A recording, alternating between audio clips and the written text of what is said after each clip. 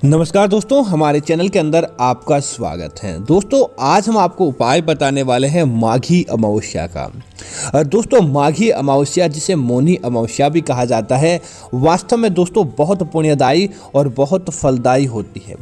जो कोई भक्त इसका महत्व जानता है, उसके जीवन के अंदर किसी प्रकार की कोई समस्या नहीं रहती है। उसके जीवन के अंदर दोस्तों बड़े से बड़ा किसी प्रकार का कोई दुख दारुण्य होता है तो ऐसे ही चला जाता है और उसे उसका प्रभाव देखने को मिलता है। दोस्तों, शास्त्रीय मान्यता है कि इस अमावस्या के दिन थोड़ा सा मौन रहकर किसी प्रकार का व्रत उपाय किया जाए तो आपको कई प्रकार की सिद्धियां प्राप्त हो जाती है। दोस्तों, यह अमावस्या 11 फरवरी को है और गुरुवार का दिन है। अमावस्या और गुरुवार और श्रवण नक्षत्र के कारण अशुभ फलों के अंदर कमी आती है और मौनी अमावस्या के दिन दोस्तों नदी स्नान करना, विशेष तौर से हरिद्वार, शिप्रा, नर्मदा, यमुना, गंगा आदि नदियों के अंदर स्नान करके दान करने का पूरा विशेष महत्व मिलता है। इस दिन किसी प्रकार का उपाय मौन रहकर किया जाए तो समझ लीजिए कि आपके जीवन के अंदर ऐसे ही सारे के सारे कार्य बन जाते हैं। दोस्तों, पहले तो थोड़ा इसके बारे में जानकारी प्राप्त कर लेंगे, उसके बाद बताएंगे हल्दी का वह ऐसा कौन सा उपाय है जो करने मात्र से ही आपकी किस्मत खोल देता है, आपकी किस्मत को बनाता है, धन के मामलों के अंदर आपको विजय की प्राप्ति करवाता है। दोस्तों, शास्त्रों में मौन को सर्वश्रेष्ठ औषधि और सर्वश्रेष्ठ तप व्रत बताया है। चंद्रमा का संबंध मन से है और अमावस्या के दिन चंद्र आकाश मंडल से अनुपस्थित रहता है। ऐसे समय में अपनी वाणी और मन पर नियंत्रण करके अनेक प्रकार की शारीरिक और मानसिक आध्यात्मिक लाभ प्राप्त किए जा सकते हैं। वर्ष में कम से कम एक बार मौन रहकर उपाय, व्रत, मंत्र आदि बोलने से आपके जीवन के अंदर सारे और संयम के अंदर वृद्धि होती है। इस दिन जुबान को ही नहीं बल्कि अपने मस्तिष्क को भी नकारात्मक बातों से दूर रखें ताकि आपके जीवन के अंदर अच्छे विकार देखने को मिले और आपके जीवन के अंदर समृद्धि देखने को मिले।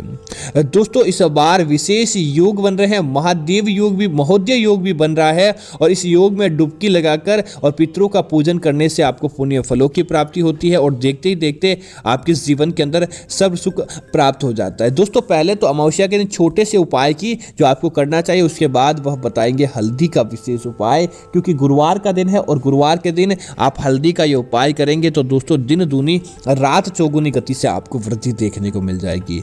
दोस्तों इस दिन भगवान विष्णु और शिव आराधना का विशेष महत्व रहता है। भगवान विष्णु जी को तिल अर्पित करें और शिव जी का पंचामृत के साथ आपको दोस्तों अभिषेक करने से सुख समृद्धि की प्राप्ति होती है, सुख समृद्धि के अंदर वृद्धि होती है। इस दिन गरीबों को भोजन करवाने, तिल, गुड़, वस्त्र, अन्न आदि दान करने से आपके सारे संकट दूर होते हैं और देखते ही देखते आपके जीवन के अंदर सारी दरिद्रता अपने आप ही समाप्त होने लगती है। इस दिन रात्रि के समय पवित्र नदियों या सरोवर आदि में दीपदान करने से आयु के अंदर वृद्धि देखने को मिलती है और वह आपकी आयु बढ़ती है।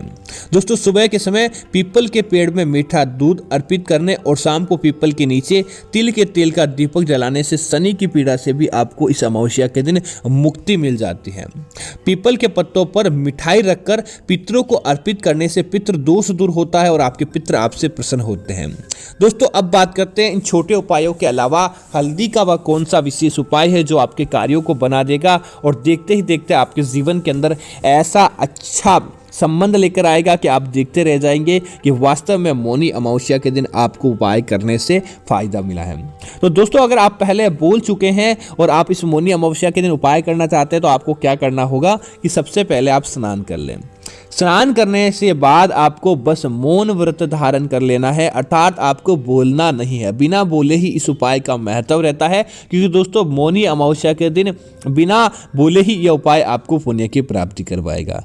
अब दोस्तों, आपको क्या करना चाहिए कि एक कटोरी के अंदर आपको छोटी सी 1 चम्मच के बराबर पीसी हल्दी आपको ले लेनी चाहिए और दूसरी कटोरी के अंदर साबुत हल्दी की जो गांठ रहती है दोस्तों, वह साबुत हल्दी की गांठ आपको ले लेनी चाहिए।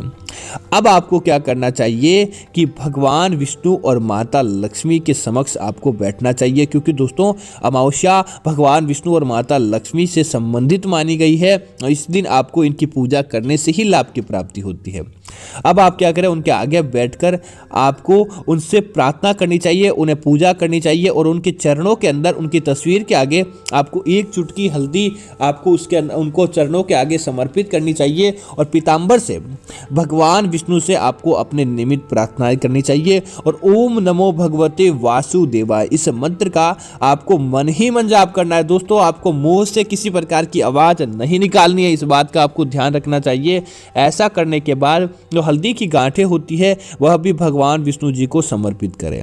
उसके बाद आप मन ही मन आपकी जो भी मनोवांछित इच्छा है वह आपको बोल देनी चाहिए। उसके बाद दीपक जलाकर भगवान विष्णु और माता लक्ष्मी की आपको पूजा अभिषेक करना चाहिए। उस दीपक के अंदर आपको थोड़ी सी हल्दी आपको डाल देनी चाहिए। थोड़ी सी हल्दी डालने से यह होगा कि यह उपाय की सार्थकता कई गुना बढ़ जाती है। अब दोस्तों आप क्या करें, भगवान विष्णु और माता लक्ष्मी को चढ़ाई गई वह हल्दी आपको वापस ले लेनी है और अमावस्या की रात को दोस्तों आपको अपने सिरहाने सोते समय आपको सबसे पहला यह काम करना चाहिए कि अमावस्या की रात को सोते समय अपने सिरहाने हल्दी की जो गांठ वाली हल्दी है वह तो आपको अपने सिरहाने रखनी चाहिए और आपको इसको अपने सिरहाने रखकर आपको बस ओम नमो भगवते वासुदेवाय का इस अमावस्या की रात्रि को सोते समय जाप करके सो जाना चाहिए। दोस्तों, क्या होता है, अमावस्या की रात्रि अंधकारी रात्रि होती है। जितनी ज़्यादा सकारात्मकता हमारे पास होती है उतनी ही नकारात्मकता इस रात्रि को विचरण करती है। लेकिन जब आपके पास हल्दी की वह चमत्कारी दिव्य भगवान विष्णु को अभिमंत्रित की गई गांठान रहती है तो आपका कोई भी बाल बांका नहीं कर पाता। आपके आसपास की सारी नकारात्मकता को वह हल्दी सोख लेती है। आपके आसपास कोई भी प्रकार की नकारात्मक शक्ति नहीं रहती और आपके मन को एक्टिव करती है, आपके मन को पॉजिटिव करती है और आपके मन को अच्छा सोचने की और अच्छा करने की शक्ति देती है। उसके बाद आप क्या करें, उस हल्दी की गठान को अमावस्या के अगले दिन अपने हाथों के अंदर लें और उससे अपने घर की छत पर जाकर आपको दक्षिण दिशा की तरफ जितना ज़्यादा जोर लगाकर आपको फेंक सकते हैं आपको फेंक देनी चाहिए अपने घर के अंदर। उसके बाद उस हल्दी की गठान को नहीं रखना चाहिए। अब दोस्तों, जो आपने हल्दी का पाउडर लिया उसका भी विशेष इस उपाय है तो महत्व बना है।